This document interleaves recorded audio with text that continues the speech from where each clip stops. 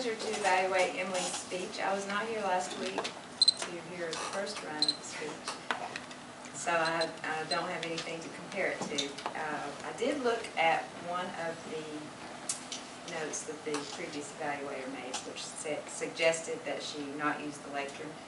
So this time she wasn't using the lectern. The purpose of this speech was to use stance, body movements, gestures, facial expressions, and eye contact that illustrate and enhance the message. And I think she did that very well. However, one suggestion I would make is, she didn't use the podium. However, she tended to kind of stay in the same spot, sort of stood in one place most of the speech. And since the purpose of the speech was to use body language, she could have walked around the room a little more as she was giving her speech, and like gotten closer to the members and made direct eye contact. She stood in a good place so that she could make eye contact with George and Don, and that was good. But in some of the stories that she included in her speech, like the temple that collapsed or whatever, she could have like illustrated that by running out, or making movement like she was actually leaving, running out of the temple.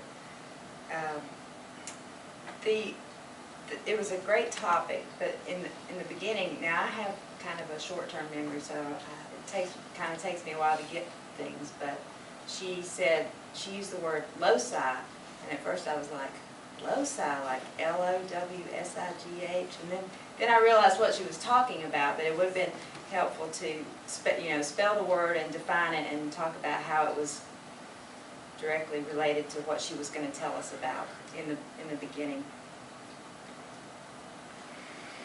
And I love the way her facial expressions were great. The way she engaged the audience and smiled a lot, and so that she kept us all engaged with her facial expressions.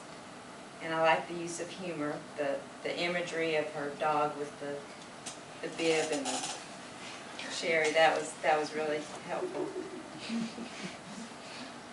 So all in all, I think her speech was very well prepared and well organized, and she knew the subject matter very well.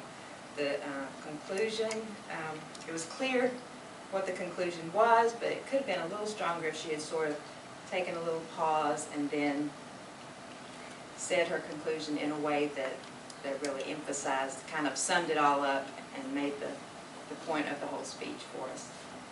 And a couple other little things I noticed. I don't think at the beginning she didn't address the room like, say, fellow Toastmasters or whatever. I don't know if that's a requirement, but she did.